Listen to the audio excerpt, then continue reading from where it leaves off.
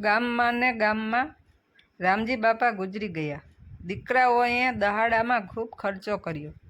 એની ચર્ચા રોંઢાની ફળિયાની બેઠકમાં ચાલતી હતી. ફળિયાની વચ્ચે સ્ત્રીઓ પોતપોતાનું નાનું કામ લાવીને બેઠી હોય. અલક મલકની વાતો થતી હોય. મજાક મસ્તી પણ ચાલુ હોય. એકે કહ્યું, રામજી બાપાએ તો સરસ મજાના લાડવા ખવડાવ્યા, હવે કોનો વારો છે? એની વાતનો સૂર અને ઈશારો મણિમા તરફ હતો. હવે ફળિયામાં એ સૌથી મોટી ઉંમરના હતા. વાતને સમજી ગયેલી મણિમાની વહુ સુશીલાએ હસીને જવાબ આપ્યો, અમારા બા હજી મરે એમ નથી. તમારે લાડવા ખાવા હોય તો એમ જ ખવડાવી દઈએ. એ તમને કયાં નડવા આવે છે કે મારી નાખવા બેઠા? સાચું કહું, કોઈ કોઈને મરવાનું કહે એ મને ના ગમે. રોવું આવે. બેઠેલી બધી હસી પડી. ગામમાં દીકરી દેવી એના કરતાં થોડે દૂર સાસરે હોય તો સારું, એવી માન્યતા હતી. છતાં સુશીલા ગામમાં પરણીને મણિમાને ઘરે આવી હતી. વાત એમ હતી કે એ વખતે સુશીલા 13-14 વર્ષની હતી. પોતે એકલી ના કરી શકે પણ માને મદદ કરી શકે એટલું બધી જાતનું ઘરકામ શીખી ગઈ હતી. મા વિજયાને કંઈ કામ પડે એટલે સુશીલાને બોલાવે. એને આવતા કયારેક વાર લાગે તો અટાણ સુધી કયાં મરી હતી એમ કહીને ખીજાય.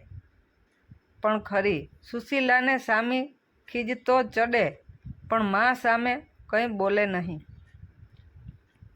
પણ આજે એને વધુ ખીજ ચડી. રોઈ પડી. તમે મને રોજ મરવાનું કહો છો, ભાઈને તો એમ કહેતા નથી મારે જીવવું નથી, સાચે જ મરી જવું છે, એમ કહીને રિસાઈને ઘરની બહાર ચાલી ગઈ. વિજયાને એમ કે ડેલીએ ઊભીને રોતી હશે, રોઈ ધરાશે એટલે મેળે આવતી રહેશે.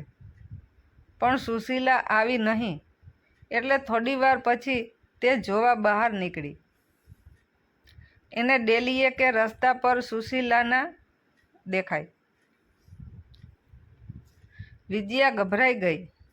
માણસો એકઠા થયા. શોધખોળ ચાલુ થઈ. ઘરેથી નીકળીને સુશીલા પાછલા પાદરના રસ્તે ગઈ. પહેલી વાડી મણીની હતી. એ માથા ઢક ઊભેલી જુવારની પાછળ કામ કરતી હતી. સુશીલાને કોઈ દેખાયું નહીં એટલે કૂવા તરફ જવા લાગી. રડતી અને ઉતાવળે કૂવા તરફ સુશીલાને જતી જોઈ મણી સફાળી ઊભી થઈ ગઈ. દોડીને એને પકડી લીધી. પૂછપરછ કરતાં સુશીલાએ કહ્યું કે મારી બા મને રોજ મરી જવાનું કહે છે, આજે તો મરી જ જવું છે. આવડી ઉંમરે આવી ભોળપણવાળી ખીજ ચડે એવું વિચારીને એને હસવું આવ્યું.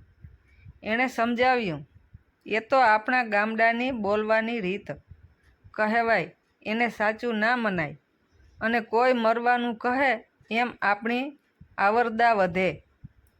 સુશીલા શાંત થઈ. મણીએ કહ્યું, ચાલ તારી બા હવે કોઈ દી તને મરવાનું ના કહે એવો પાઠ ભણાવી દઈએ. એણે કારસો સમજાવ્યો. જુવારના ઘેરા વચ્ચે થોડી જુવાર વાઢી નાખી.